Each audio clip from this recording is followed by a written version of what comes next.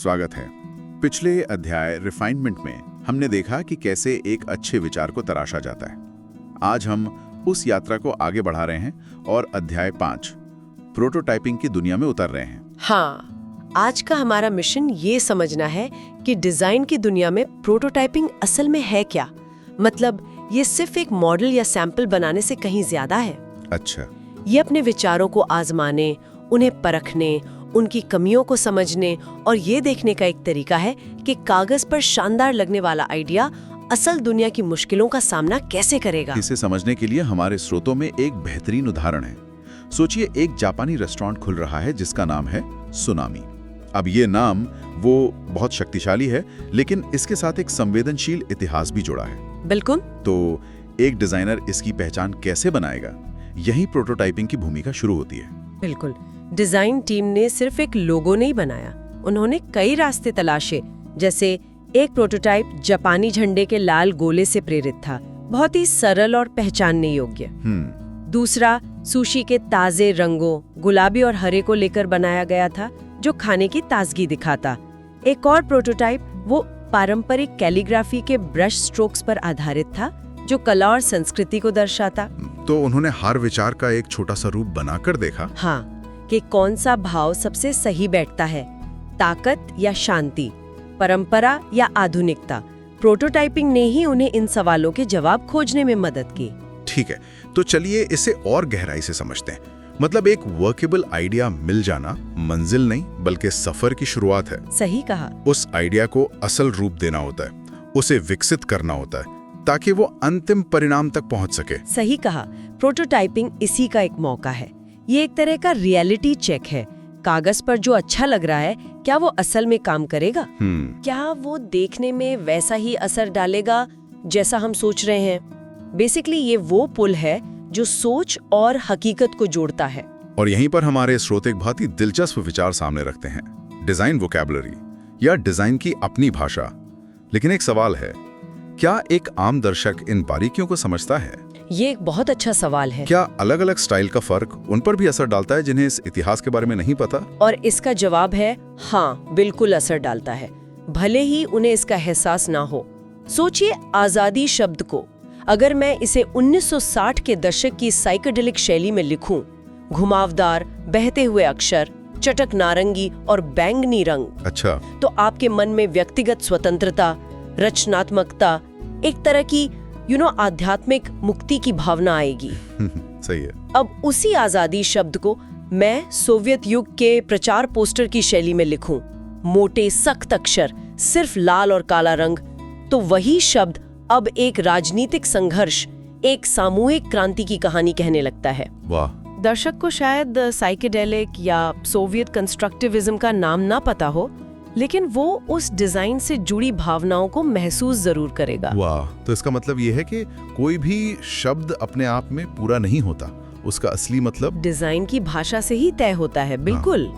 एक डिजाइनर सिर्फ शब्द नहीं चुनता, वो उस शब्द की पूरी दुनिया बनाता है जिसमें वो रहता है। आपने इसे बिल्कुल सही पकड़ा। ग्राफिक शब्दावली सिर्फ सजावट नहीं है, ये अर्थ बनाने का एक शक्तिशाली औजार है। तो एक बार जब विचार और उसकी भाषा तय हो जाती है, तो अगला कदम होता है डिजाइन को विकसित करना।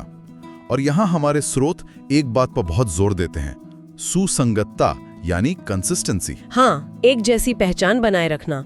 और इसका असली असर तब दिखता है जब हम किसी बड़ी कंपनी या ब्रांड को देखते हैं। सही।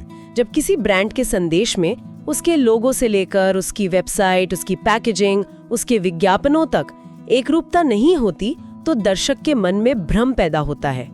उसे समझ नहीं आता कि ये कंपनी असल में है क्या, और वो उस पर भरोसा नहीं कर पाता। सही कहा। एक मजबूत पहचान ऐसी होनी चाहिए जो कंपनी के उसूलों को हर जगह, हर बार एक ही आवाज में मजबूती से रखे। ये भरोसा बनाने जैसा है। इसका एक बहुत ही सटीक उदाहरण है अंतर्राष्ट्रीय होने का दावा। बिल्कुल। कई कंपनियां ये दिखाना चाहती हैं कि वो ग्लोबल हैं, दुनिया भर में फैली हुई हैं। हाँ, और अक्सर हकीकत ये होती है कि उनका कारोबार अपने देश में मजबूत होता है और शायद एक दो और देशों में छोटी मोटी मौजूदगी होती है। तो ऐसे में ग्लोब का लोगो इस्तेमाल करना बेमानी लग सकता है। संदेश का आधार हमेशा प्रोजेक्ट की ब्रीफिंग और शुरुआती रिसर्च से मिली सच्ची ताकतों पर होना चाहिए। अगर आपकी ताकत आपकी स्थानीय विशेषज्ञता है तो उसे गर्व से दिखाइए। एक झूठी अंतर्राष्ट्रीय छवि बनाने की कोशिश अक्सर नाकाम होती है। इस रिसर्च और सच्चाई की बात से मुझे पेंटाग्राम का वो उदाहरण याद आ गया जो हमारे स्रोतों में दिया गया है। हाँ, उन्होंने बेघर लोगों के लिए फंड इकट्ठा करने वाली एक पार्टी के लिए पोस्टर बनाया था। हाँ, वो कोई आम पोस्टर नहीं था। नहीं, बिल्कुल नहीं। उस डिजाइन की सबसे खास बात ये थी कि उसमें डिजाइनर का अपना काम लगभग था ही नहीं। टीम ने कोई फैंसी टाइपोग्राफी या तस्वीरें इस्तेमाल नहीं की। उन्होंने क्या किया? उन्होंने 1 साल तक टेक्सास की सड़कों पर घूमकर बेघर लोगों द्वारा इस्तेमाल किए गए हाथ से लिखे गत्ते के संकेतों को इकट्ठा किया। भूखा हूँ, परिवार की मदद करनी है, भगवान भला करे जैसे असली हाथ से लिखे संदेश। अच्छा। फिर उन्हीं दर्जनों संकेतों का एक कोलाज बनाकर पोस्टर तैयार कर दिया। ये तो कमाल है। मतलब रिसर्च सिर्फ प्रेरणा नहीं थी, रिसर्च ही अंतिम प्रोडक्ट बन गया। बिल्कुल। यहाँ डिजाइनर ने अपनी कला को पीछे रखकर उन लोगों की असल आवाज को ही डिजाइन बना दिया जिनकी वे मदद करना चाहते थे। बिल्कुल। ये सिर्फ एक पोस्टर नहीं था, ये एक सामाजिक दस्तावेज बन गया। ये दिखाता है कि सबसे शक्तिशाली डिजाइन कभी-कभी डिजाइन न करने में होता है। मतलब डिजाइनर एक कलाकार नहीं बल्कि एक संपादक या क्यूरेटर बन गया। हाँ, जिसने समाज की सबसे कच्ची और सच्ची आवाजों को एक मंच दिया। ये इतना शक्तिशाली इसलिए था क्योंकि ये बनावटी नहीं बल्कि एकदम असली था। पेंटाग्राम का ये उदाहरण इसलिए भी दमदार है क्योंकि ये सिर्फ एक बार का पोस्टर नहीं था। इस आइडिया में इतनी जान थी कि इसे आगे भी कई तरीकों से इस्तेमाल किया जा सकता था। सही। और यही बात हमें डिजाइन के एक बहुत जरूरी कॉन्सेप्ट पर लाती है जिसके बारे में हमारे स्रोत बात करते हैं कि एक अच्छे डिजाइन के पैर कैसे होते हैं। हाँ, डिजाइन में लेग्स होना ये एक मजेदार मुहावरा है, लेकिन इसका मतलब बहुत गहरा है। इसका मतलब क्या है? इसका मतलब है कि क्या एक डिजाइन आइडिया में इतनी ताकत है कि वो समय के साथ चल सके, अलग अलग जगहों पर पहुंच सके और प्रासंगिक बना रहे। एक डिजाइन जिसमें लेग्स हों, उसकी कुछ खासियतें होती हैं। जैसे कि पहली खासियत है अनुकूलनशीलता, एडेप्टेबिलिटी।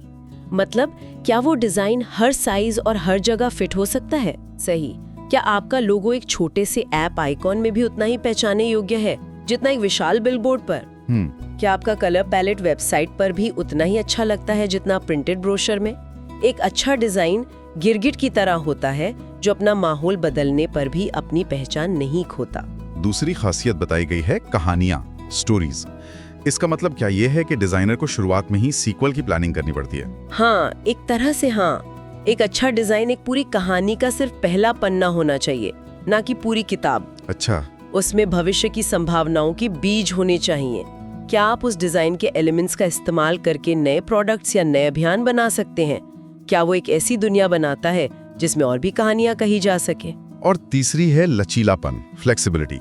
ये अनुकूलनशीलता से कैसे अलग है? उसे बात कर सकता है या उसे थोड़ा बदलकर नए बाजारों के लिए इस्तेमाल किया जा सकता है। समझ गया।